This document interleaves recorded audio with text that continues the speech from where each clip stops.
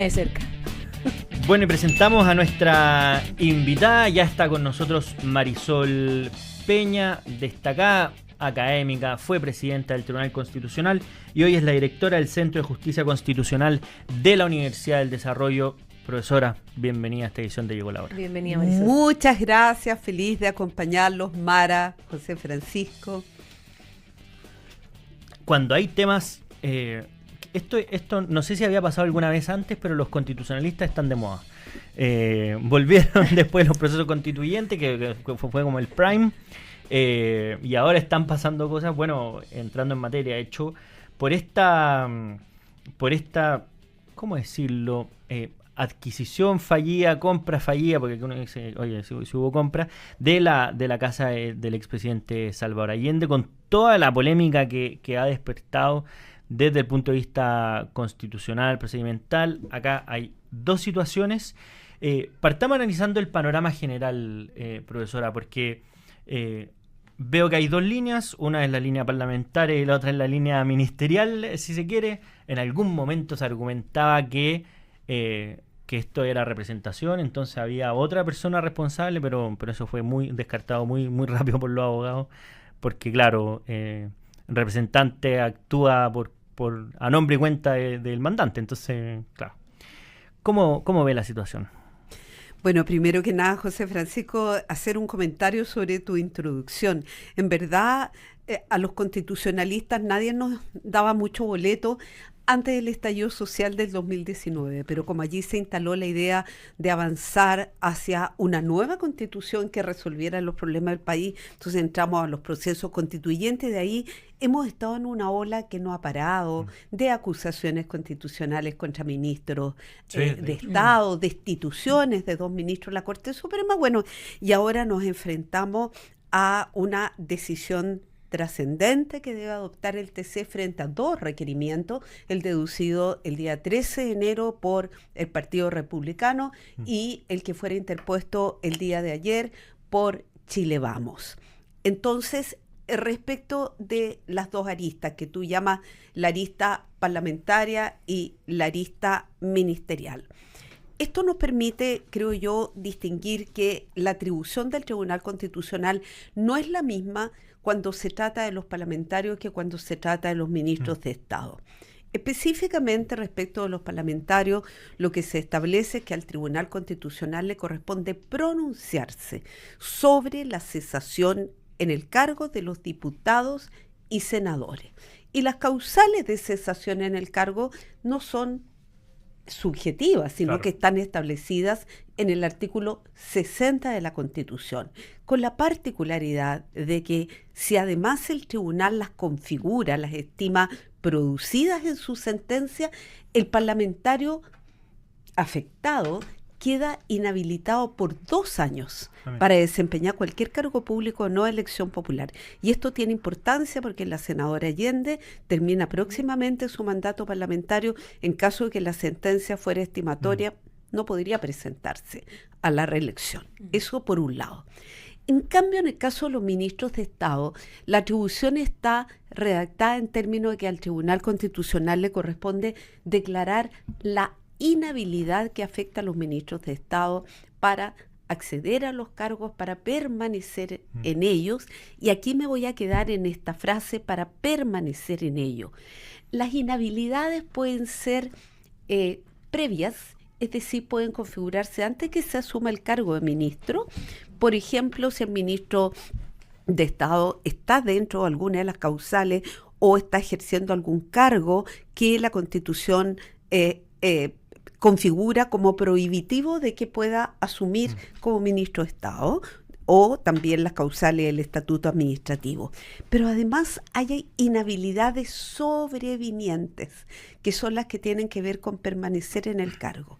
Y las inhabilidades pueden, a mi juicio, ser perfectamente las prohibiciones, como las que establece el artículo 37 bis, que establece que los ministros de Estado, como sucede con los parlamentarios, no pueden celebrar ni caucionar contratos con el Estado. Ese es un poco, si te entiendo bien la pregunta, José Francisco, lo que podríamos llamar la arista parlamentaria y la arista ministerial involucrada en las conversaciones que ha habido, en las imputaciones, etcétera.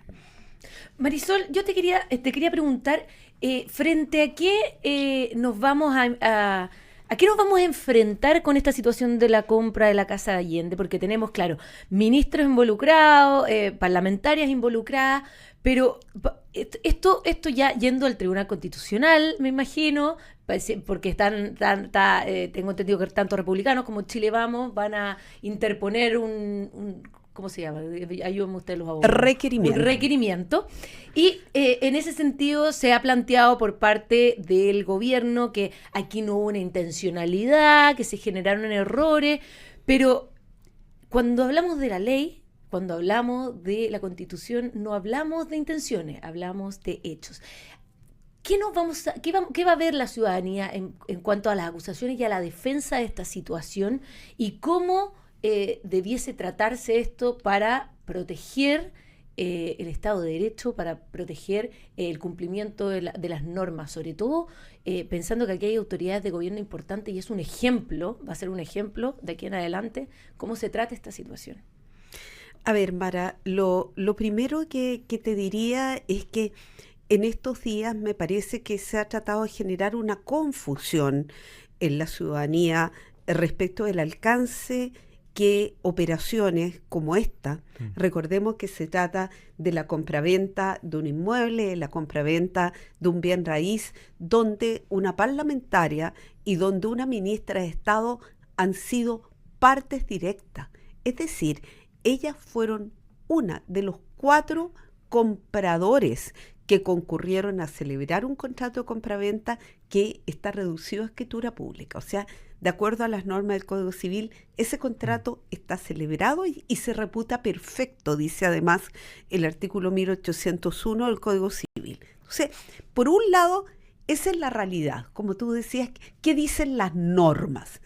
Pero por otro lado, vemos al gobierno, y particularmente me llaman la atención las declaraciones de la vocera, de la ministra Aysén Echeverry, volviendo una y otra vez en este punto sobre la idea de que la venta no se perfeccionó. Claro.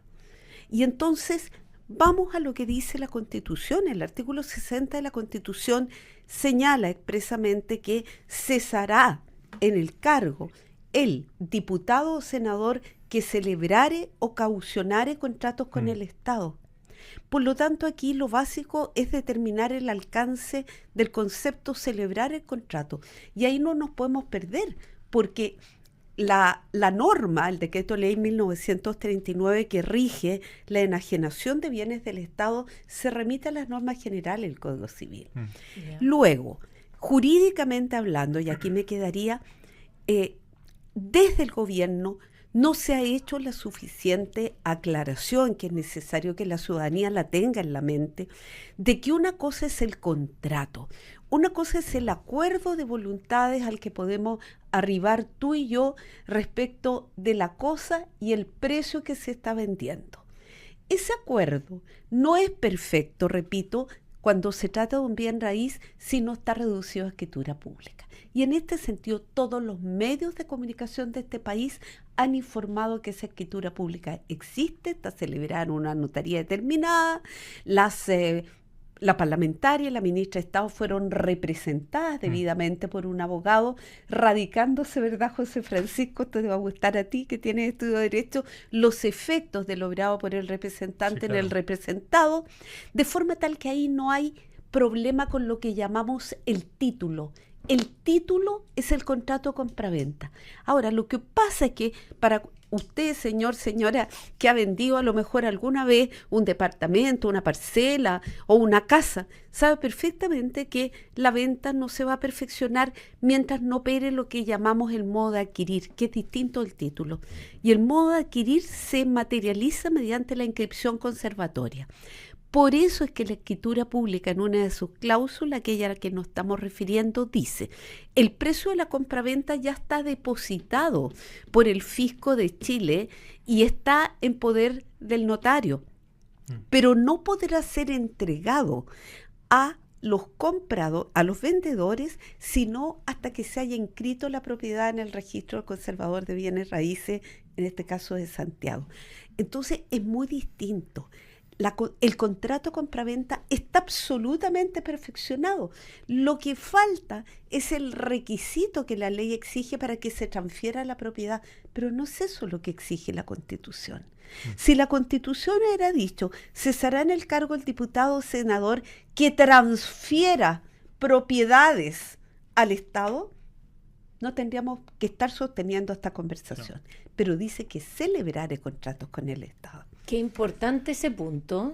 Bueno, nunca fue tan popular tampoco la distinción entre título y modo como aprendemos en derecho civil. Era de las materias más áridas en bienes, pero bueno, estamos conversando como todos los bajo perfil se están poniendo de moda, se están volviendo populares. Es como cuando uno estudia cosas y dice, ¿esto me va a servir en la vida? Bueno, ahora al menos para la discusión pública, los que no ejercemos.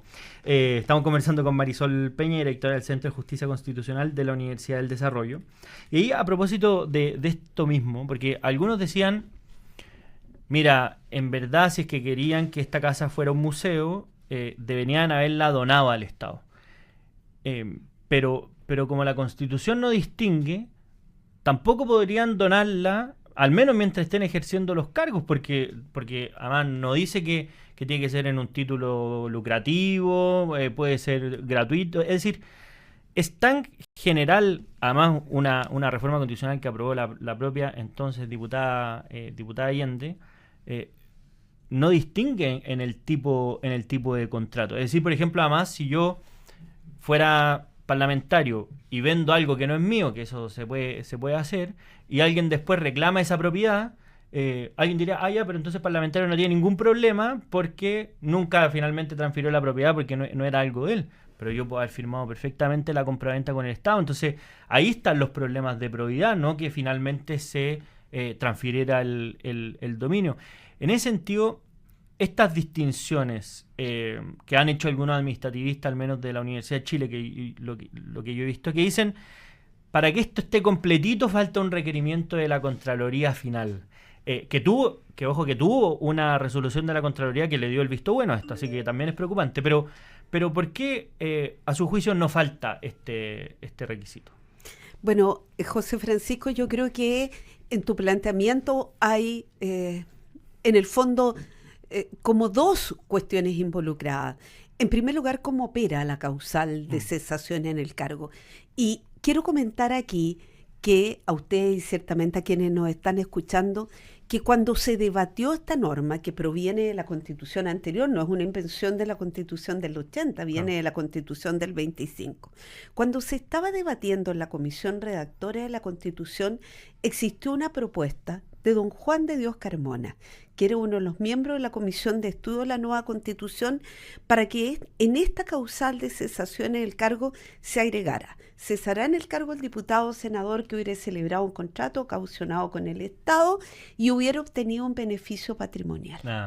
Y esa idea no pasó, no quedó plasmada en la norma constitucional. Entonces, como tú bien recordarás de tus estudios de Derecho,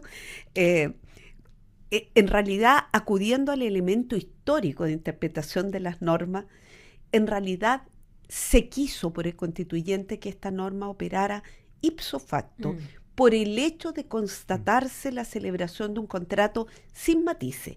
¿Qué significa sin matices? Sin considerar la buena o mala intención. Yo ayer escuchaba a la ministra Toá, por ejemplo.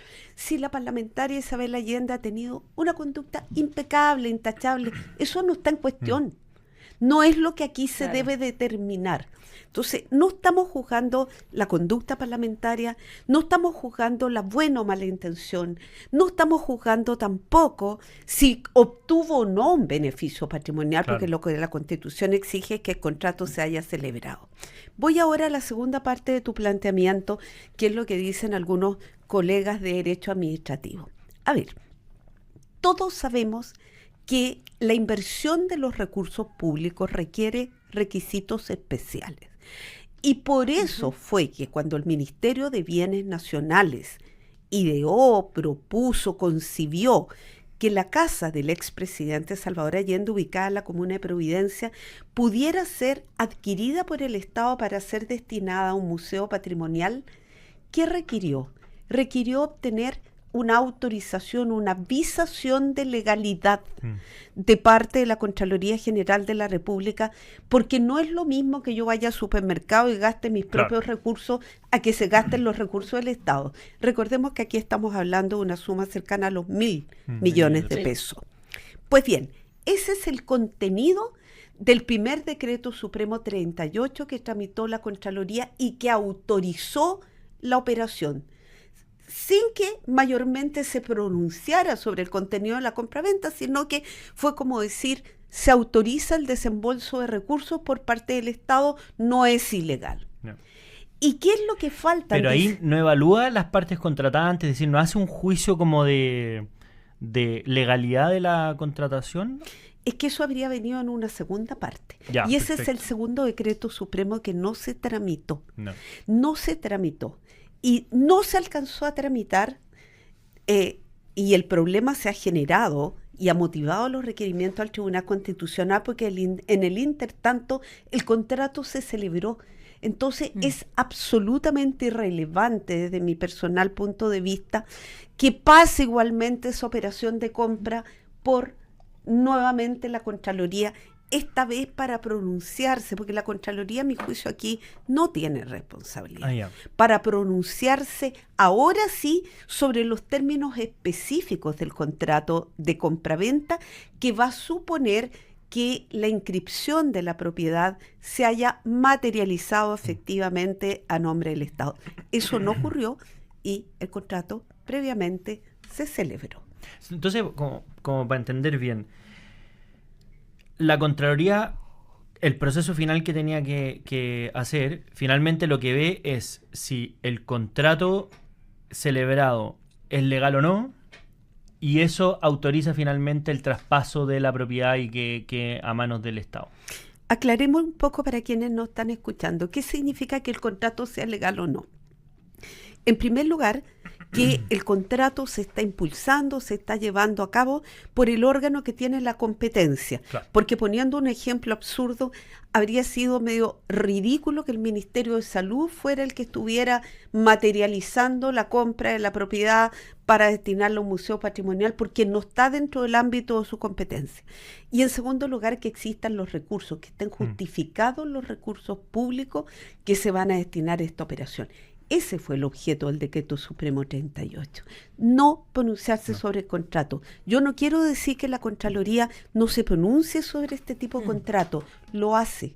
Y hay casos de la jurisprudencia administrativa donde podemos encontrar ese tipo de autorizaciones tomadas razón a través de los decretos respectivos. Pero en este caso no se alcanzó porque la infracción constitucional que afecta tanto a la ministra de Defensa como a la senadora Isabel Allende se detectó en cuanto se tuvo conocimiento que se había celebrado una escritura pública en una notaría de Santiago, materializando el acuerdo de las partes sobre el precio y el bien que se vendía. Claro. Bueno, estamos hablando con Marisol Peña, directora del Centro de Justicia de la Universidad del Desarrollo y expresidenta del Tribunal Constitucional. En este viernes de entrevista en profundidad nos vamos a una breve pausa y seguiremos conversando con ella aquí en Llegó la Hora.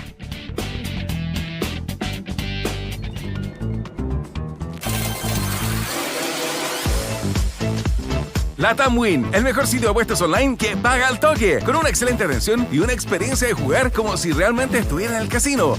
Ponte zorro y recibe 5,000 pesos de bono sin depósito. Regístrate y gana. LATAM Win, ¿sabes? Apuestas ganas. Tu banco, tu seguro y la tranquilidad que necesitas para avanzar. Tu vida más tranquila. Tu vida más consorcio. Cotízalo 100% online en consorcio.cl. El riesgo es cubierto por Consorcio Seguros Generales. Esta información representa un resumen de las coberturas y asistencias. Más información de las características, condiciones, límites y exclusiones de este seguro en consorcio.cl o smfchile.cl. Este verano protege tus audífonos. En Rotary Kraus, por la compra de un audífono para la pérdida auditiva, llévate gratis un deshumidificador y mantén tus audífonos en perfectas condiciones, eliminando la humedad y prolongando su vida útil. Promoción válida solo en locales Rotary Kraus con audiología hasta el 28 de febrero de 2025. Más información en rik.cl. tú tienes la voluntad de hacer las cosas, tú vas a crecer en la minería. La inclusión en la universidad no solo cambia la vida de las personas, también enriquece y transforma la minería. Mi nombre es Luis Tavilo. Soy Kimberly Contreras, soy minera y me encanta. Conoce más en compromisominero.cl. ¿Sabías que los trabajadores cotizan poco para su pensión y que tienen importantes lagunas previsionales durante su vida laboral? ¿Sabías que más de 2,5 millones de trabajadores son informales y no aportan a su seguridad social? La Asociación de AFP tiene varias propuestas de política pública para ayudar a enfrentar estos desafíos y que en Chile podamos mejorar las pensiones de manera sostenible en el tiempo, sin dañar a las futuras generaciones. Conoce más en www.aafp.cl. Mejores pensiones, trabajo de todos.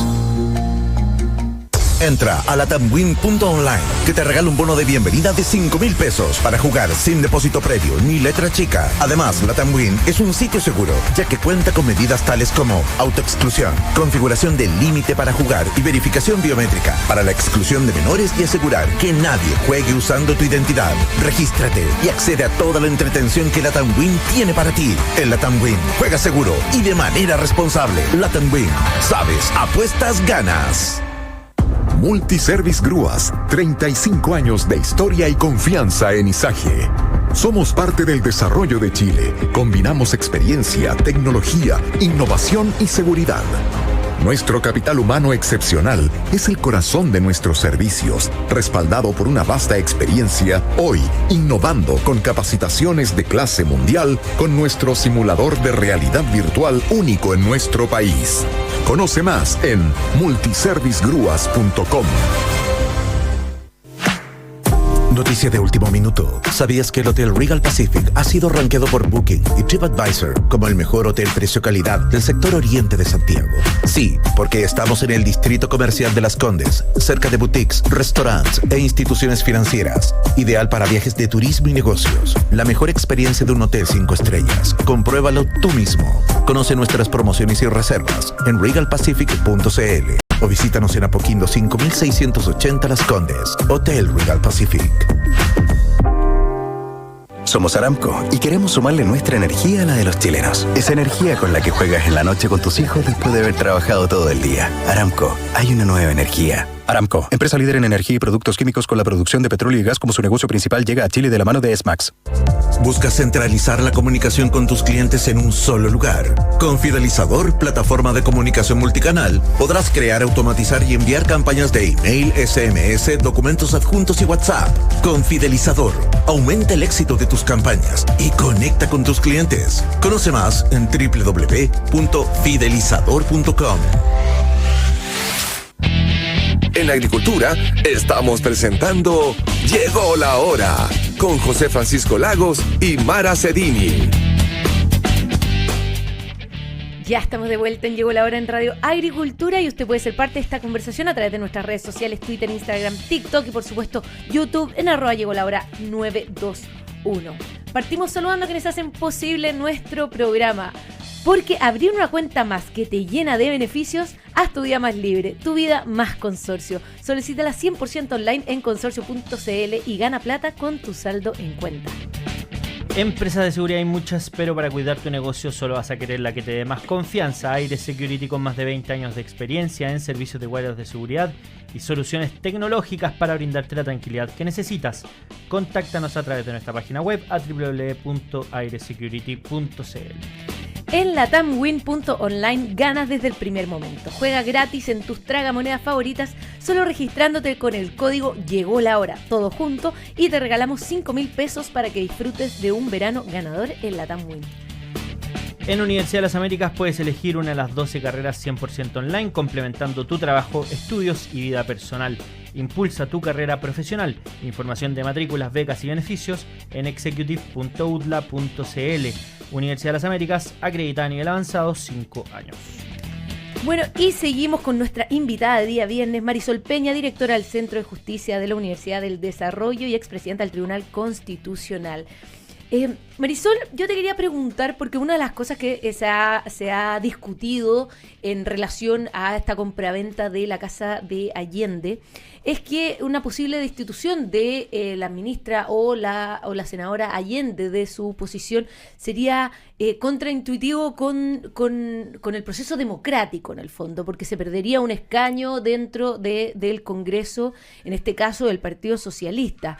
Pero uno reflexiona frente a esto y se plantea que uno espera que quienes ocupan cargos públicos sean los primeros en respetar las normas, respetar la Constitución, respetar la ley. ¿Y cómo se conjugaría esto? ¿En qué situación quedaría en caso que se destituyera a la senadora? ¿Y qué ocurriría en ese caso? ¿Y cómo se mantiene el principio democrático en caso de generarse un cambio? Yo creo, Mara, que tu pregunta es muy importante desde el punto de vista de dos principios que rigen nuestro régimen político. En primer lugar, desde el punto de vista, como tú dices, el principio democrático, porque aquí estamos hablando de una senadora que fue electa y por una votación que por lo demás hay que reconocer lo importante en representación del Partido Socialista para integrar el Senado de la República.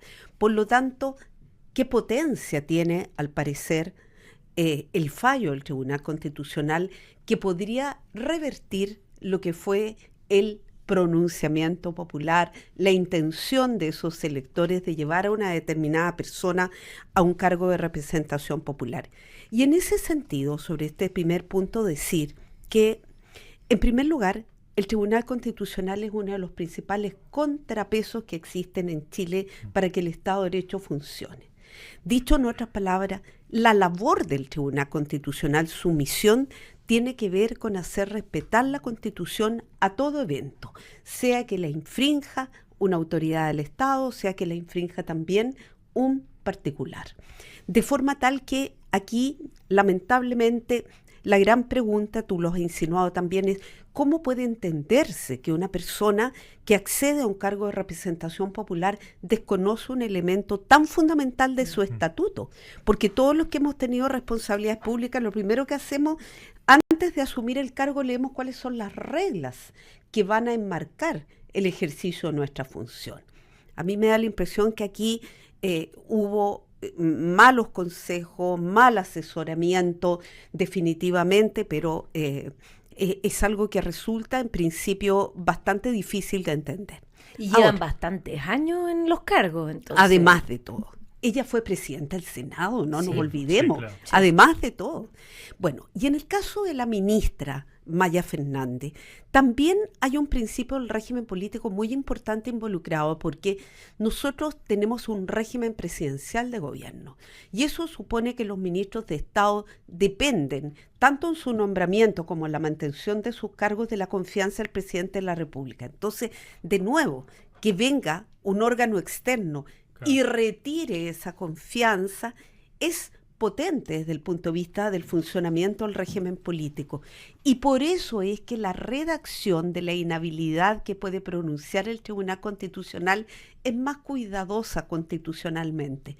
Lo que hace el tribunal es declarar la inhabilidad de un ministro de Estado para permanecer en el cargo, pero deberá dictarse el decreto supremo correspondiente que curse su destitución en el cargo, que curse su renuncia, que sea sometido a la toma de razón. O sea, de esa manera se conjugan. Y no voy a esquivar también una parte de tu pregunta que tiene que ver con el principio democrático. ¿Qué pasa? Como debiera ocurrir, a mi juicio, estoy firmemente convencida, sin perjuicio de la admiración que tengo por la senadora Isabel Allende respecto de su trabajo parlamentario. ¿Qué ocurriría si, como debe ser, el Tribunal Constitucional declara la cesación en el cargo? Pues ella debe cesar inmediatamente una vez que el tribunal transmite la sentencia por oficio al presidente del Senado y se le notifica a la afectada. Pero además queda, como dije al principio, inhabilitada por 2 años para presentarse a cargo de elección popular. Bueno, entonces dirían algunos, ¿y el Partido Socialista perdió un escaño en el Senado? No, porque se aplican las reglas de reemplazo de los parlamentarios y el Partido Socialista tiene derecho a designar el reemplazante. Acordémonos que se murió hace poco una diputada del Frente Amplio, claro, Mercedes Bulnes, y el partido la reemplazó ¿Se acuerdan? ¿Por quién? Por su marido, Sí. que hoy día es diputado. Esas son las reglas aplicables. Y ahí, siguiendo esta línea de conversación, ya está en sede del Tribunal Constitucional y las malas lenguas dicen, mira, el tribunal tiene una componente política importante, hay mayoría oficialista y una cosa es lo que se debería hacer y otra cosa es lo que va a pasar. Y muchos no creen que el Tribunal Constitucional falle conforme a la norma expresa. ¿Te parece justa esa apreciación? ¿Te parece que cuál es la responsabilidad que le cabe al Tribunal Constitucional? Y una segunda parte, ¿deberíamos hacer modificaciones a cómo se están nombrando los ministros del Tribunal Constitucional? Lo comentábamos antes de partir el programa, pero 7 de los 10 ministros son nombrados por los cargos políticos, 2 del Senado, 2 de la Cámara de Diputados y 3 por el presidente. Y eso hace que claro, evidentemente hay una componente política, si todos sabemos cómo son los nombramientos. Sí, efectivamente. Quiero partir con un ejemplo, con un ejemplo de la historia constitucional de Chile. Hace varios años atrás, durante el gobierno de la presidenta Michelle Bachelet, su primer periodo de gobierno, se discutió un préstamo que ella como presidenta de la República había gestionado a través de un decreto supremo para el financiamiento del transporte público de esta capital, el famoso Transantiago. Y un grupo de parlamentarios requirió en contra de ese decreto supremo, estimando que pasaba a llevar la Constitución porque el legislador debe autorizar los préstamos que comprometen los fondos estatales. Quiero relevar aquí la actitud que tuvo un juez constitucional que a mi juicio fue un juez 100% y que curiosamente en el tema ahora de la venta de la casa del presidente Allende no estamos en la misma posición. Me refiero a Jorge Correa Sutil. Jorge Correa Sutil, que yo creo que nadie calificaría como una persona que pertenece a la derecha política de este país, sino como una persona de un pensamiento más de centro y en algunos sentidos más progresista, votó estrictamente en derecho a favor de que se declarara inconstitucional el decreto supremo de la presidenta Bachelet. Y eso es lo que quienes creemos en la justicia constitucional, primero, como la principal guardiana de los derechos y libertades de las personas, y segundo, como el principal contrapeso en el ejercicio de las funciones públicas, es lo que debe hacer hoy el Tribunal Constitucional. Cada uno de sus ministros y ministras en ejercicio exclusivamente de el único techo o el único parámetro que debe guiar su actuación, que es el derecho, José Francisco. De tal manera que, como tú bien dices, este es el deber ser. Eso es lo que debiera ocurrir. Cada ministro interpelado, cada ministra en su conciencia y teniendo a la vista solamente estos 2 elementos que yo tengo aquí, que son la Constitución política, el Código Civil y el Decreto Ley 1939, que esta vez no lo traje, sobre la base de esos elementos debiera ser capaz de decidir por la primacía de la Constitución frente a una causal que no tiene matices, como ya lo hemos dicho. Ahora, no es menos cierto que se han producido algunos casos que lamentamos profundamente. Recientemente, este Tribunal Constitucional, con la actual conformación, le dio un pase, como en una especie de pase de torero, al requerimiento del presidente de la República contra la ley de presupuesto, que a mí me parecían impugnaciones perfectamente factibles y creo que de hecho justificaban la declaración de inconstitucionalidad. Pero el Tribunal Constitucional, este Tribunal Constitucional, hizo caso omiso de un trámite al conferirle 3 días al Ejecutivo para reparar omisiones de antecedentes, defectos de forma, se le pasó el plazo y el Ejecutivo no acompañó un antecedente. Lo único que ahí correspondía en derecho era haber declarado inadmitido a trámite el requerimiento, aunque viniera del Papa, si de alguna como manera. lo ha hecho el tribunal antes. Efectivamente, no mirando quién es el órgano o la persona, voy a usar la frase que está tan instalada hoy día, que habita el cargo. Claro. Que habita el cargo. Debió haberlo declarado y sin embargo lo dejó pasar, a mi juicio, por un resquicio. Entonces, una cosa es el deber ser, que es lo que yo he explicado, pero otra cosa es cuánto va a pesar aquí en cada ministro, especialmente en los 7 ministros que han sido asignados por órganos políticos. No me estoy refiriendo a los 3 que han sido asignados por la Corte Suprema, donde siempre ha habido bastante objetividad, bastante pluralismo, bastante apego al derecho. ¿Qué van a hacer los otros 7? ¿Se van a sentir capturados de alguna manera o en deuda con los parlamentarios que lo eligieron? Porque a lo mejor los 2 que están por el Senado obtuvieron el voto de la senadora Isabel Allende. Y no ¿Van sé si a los de la devolverle Cámara de la Diputados, mano? los de la Cámara de Diputados votó Maya Los que han Fernández. sido asignados por el presidente de la República le van a entregar un salvavidas al gobierno torciendo el texto explícito de la Constitución? Eso sería lamentable. Entonces, termino diciendo que este tipo de situaciones en todas partes del mundo, no solo aquí en Chile, Sí, claro. están obligando a repensar permanentemente cuál sería el mejor sistema de nombramiento para los tribunales constitucionales. En Guatemala, por ejemplo, pero usted me van a decir, pero Centroamérica, bueno, pero es un ejemplo de un sistema distinto. Existen comisiones de postulación integrada en parte por parlamentarios, pero por miembros de la sociedad civil, decanos de las facultades de Derecho, representantes de los colegios de abogados que proponen a los candidatos a ministros de la Corte Suprema, a magistrados de la Corte de Constitucionalidad de ese país. Yo creo que debiéramos pensar en un sistema que minimizara la influencia del factor político, sobre todo en el caso del presidente de la República. El presidente de la República nombra, con esto termino, 3 ministros del Tribunal Constitucional a dedo. No hay concurso público, no hay alta dirección pública que intervenga. O sea, yo puedo asignar a mis amigos o por último a las personas que me dan plena confianza que frente a un llamado telefónico van a fallar en determinados sentidos. Es bien tremendo eso, porque uno ve el ejemplo actual de lo que está pasando, por ejemplo, con la ministra Maya Fernández, y uno dice, aquí hay 3 ministros que en el fondo le deben al presidente la postulación y tienen que tomar una decisión en cuanto a lo que los ministros del presidente están haciendo, ¿no? Hay claro, para la ciudadanía y en general se ve como algo bastante poco transparente para tomar decisiones, hay mucha presión detrás.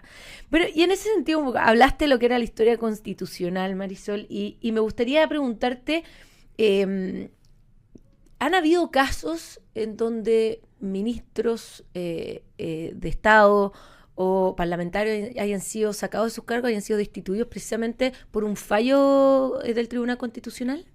No, y ese es, Mara, un argumento de quienes dicen, en este caso el tribunal debiera honrar su jurisprudencia y hacer lo mismo que hizo antes.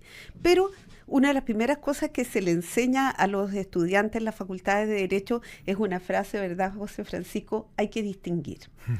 Y los casos anteriores que han afectado, por ejemplo, voy a recordar aquí al ex senador Francisco Javier Errázuriz, al ex senador Jorge Lavandero, a la ex ministra de Estado Ena von Baer, al ex diputado Hugo Gutiérrez, al ex senador Alejandro Navarro Brain, por solo citar algunos, han sido casos que han fracasado por fundamentalmente falta de prueba.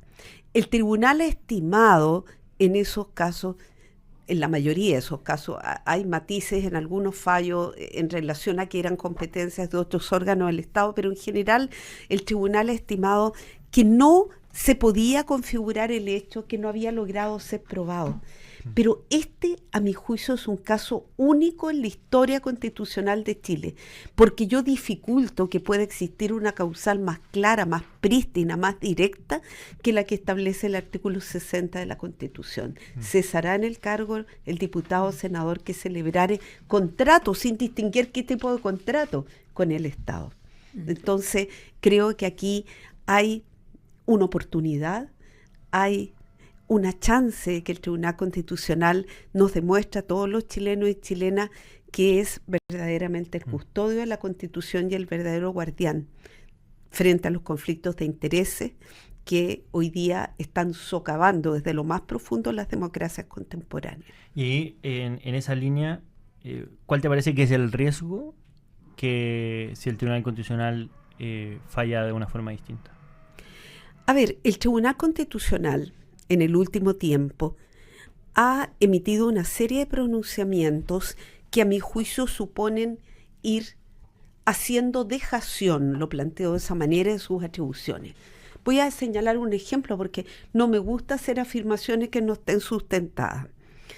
Hace un tiempo, don Pablo Urquizar, ex delegado presidencial para la macrozona sur de la Araucanía, presentó un requerimiento contra varias organizaciones de origen mapuche, que, no digo que todo el pueblo mapuche, pero estas organizaciones en particular estaban cometiendo actos de violencia y habían incurrido en ilícitos constitucionales de aquellos que puede declarar el Tribunal Constitucional.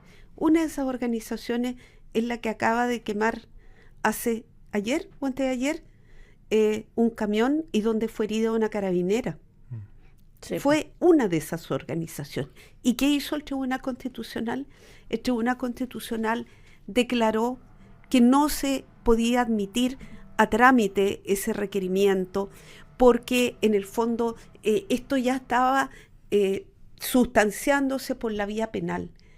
Muchos lamentamos ese fallo porque en el fondo significa que el tribunal está renunciando a ejercer sus propias atribuciones.